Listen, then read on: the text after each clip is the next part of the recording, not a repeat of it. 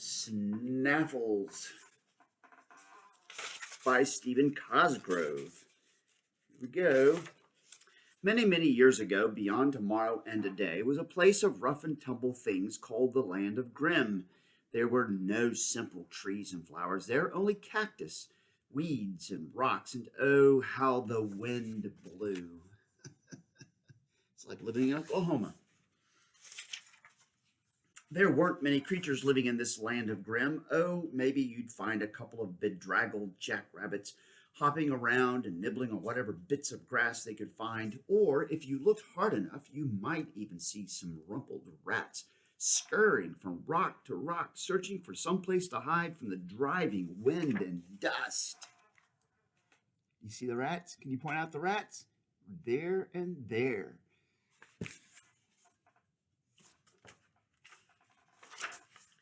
Other than that, there were very few creatures who would even want to live there. Very few, that is, save for some purplish colored birds called gruffs.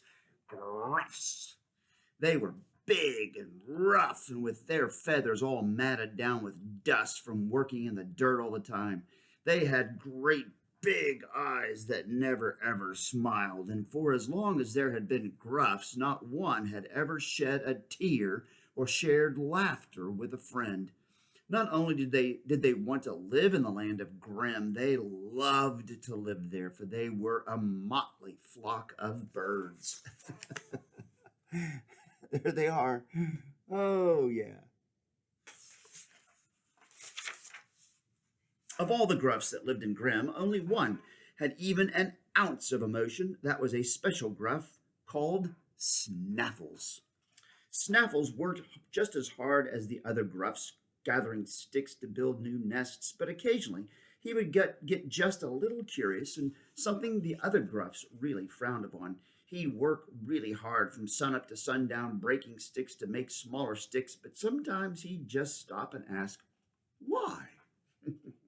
Usually one of the other gruffs would turn and scowl at Snuffles. Can you scowl? And with feathers flying, cuff him alongside the head, take his feathers and go like that, and tell him to get back to work. There he is. He's asking why, and he gets bonked. One day, while Snaffles was out looking for broken branches and twigs, he heard the strangest sound he'd ever heard. He looked around carefully but couldn't see anything. Then he heard it again. He sneaked over as quietly as he could sneak and peeked over the edge of a rock. Like that. There, right in front of him, was the strangest sight he'd ever seen. A long-eared, scruffy-looking rabbit rolling around from side to side, making the most ridiculous noises Snaffles had ever heard. "What are you doing?" he asked as gruffly as he could. The rabbit looked up in surprise and said, "I'm laughing," and then with a giggle and a gulp, he rolled from side to side in uncontrollable laughter. There he is, a laughing jackrabbit. Snaffles scrunched up his beak and asked sheepishly, what's laughing? With that, the rabbit laughed even harder. It must have been 2 or 3 minutes before he could control himself long enough to answer. "Laughing is one way to show you're happy," he chuckled. Snaffles thought for a moment, feeling really dumb, and then said, "What's happy?" "Well, I bet you don't even know what emotions are, do you?" Snaffles swished his foot around in the dirt and shook his head. "No." "There are all kinds of emotions," the rabbit explained. "There is sad," and he tried to look very sad. Can you look sad? There is mad. Can you try to look mad? The rabbit looked really mad, almost scaring poor Snaffles. And then there is happy. And he began to laugh and laugh. There he is, making faces.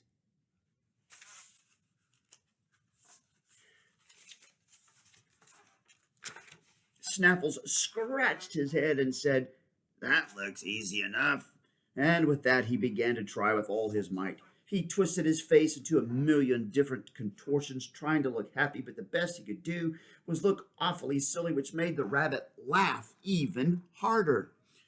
"You Dumb rabbit, old rabbit, you don't even know what you're talking about. I'll go ask the other gruffs. They'll know what all these emotion things are.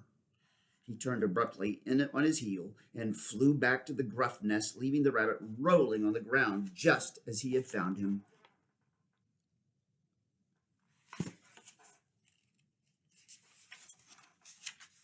Snuffles shuffled right up to the boss of all the gruffs. Excuse me, sir, but what are emotions? He asked in his most respectful voice. The boss gruff looked at him and then said roughly, What do you want to know that for, boy? Well, you see, I met this rabbit, and he told me about being mad and happy and sad, only when I tried to do them, nothing happened. Best you don't find out, the boss gruff said sternly as he ruffled his feathers, because only babies and sissies show emotions. Now get your feathery hide back to work before I bust your head with this stick. And he turned back to his work. Snaffles didn't know what to do. He knew the boss gruff would never lie to him, but at the same time, the rabbit had no reason to lie either. There's the boss gruff. I know what I'll do, he thought. I'll try to find my own emotions without help from the other gruffs or that stupid rabbit. And try he did. He looked under rocks and behind cactuses. He even looked under an old lizard that happened by, but the only thing he found was dust, dirt, and some old sticks.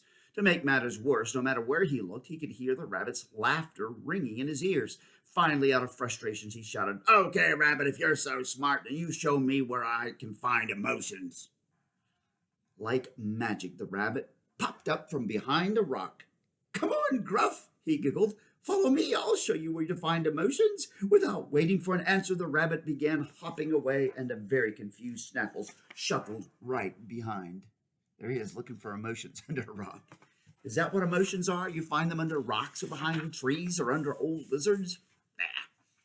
They hopped and shuffled for many a mile on a very old and well-worn path and finally climbed a hill that overlooked the most beautiful crystal pond that Snaffles had ever seen. This, said the rabbit, is the pool of forgotten tears. Well, what am I supposed to do now? Snaffles grumbled. Go to the water and drink, smiled the rabbit as he nibbled on one of his ears. I think your thirst will be satisfied. Dumb rabbit, muttered Snaffles. This doesn't look like an answer to me, but I am thirsty and the water sure looks good. He ambled down to the pond, waded into the water, and drank deeply. And as he was finishing his second drink, Snaffles happened to see his own reflection in the pond and started feeling strange all over. Then, ever so slowly, tears began to slip from his eyes and down his beak, splashing into the water below. You see Snaffles seeing his reflection? And look, there's tears. He's crying. Oh no, Snaffles sobbed Snaffles. Now water is falling from my eyes. That's all right, consoled the rabbit. Those are only tears. They won't hurt you. Tears, wailed the saddened Snaffles. I can't cry. Only babies and sissies cry. You cheated me, rabbit. I wanted to find my emotions and learn how to laugh, and all you gave me was tears. No, Snaffles, chuckled the rabbit. I didn't cheat you. You can't find happiness until you know sadness. And you can't have true laughter until you know the taste of your own tears. Look deeper into the water. There is more. Sure enough, Snaffles gazed into the water and for the first time saw before him a dirty, feathery face with tears tracing a dusty line down his cheeks. He looked funny, and the longer he looked, the funnier he looked. Then from deep, deep inside himself came a happy, rumbling laughter that spilled out and rolled over the countryside. I imagine this is what a gruff would sound like, laughing. Snaffles and the rabbit laughed and cried for nearly a day. They laughed at the clouds as they skipped across the sky, and they cried when a cricket died. Finally, Snaffles said, I must take these emotions back to the other gruffs. Help me find a bucket to carry some water from the pool of forgotten tears. They searched about and found a hollowed old piece of cactus and filled it with water. Then, ever so carefully, they headed back to the gruff's camp, laughing and giggling all the way. When they arrived, Snaffles called all the Gruffs together and told them what had happened, but they didn't believe him. "That sounds like a bunch of bunk," said the boss of all the Gruffs. "Now, everybody get back to work." I wonder what's going to happen next.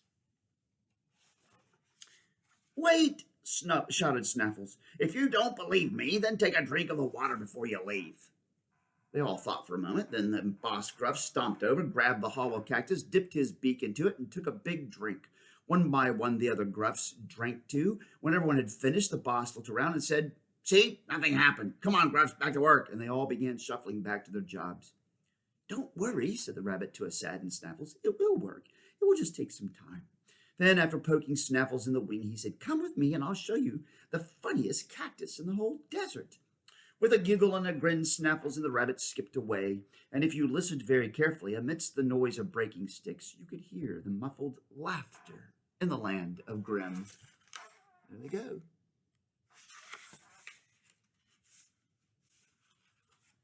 Muffled laughter in the land of Grimm.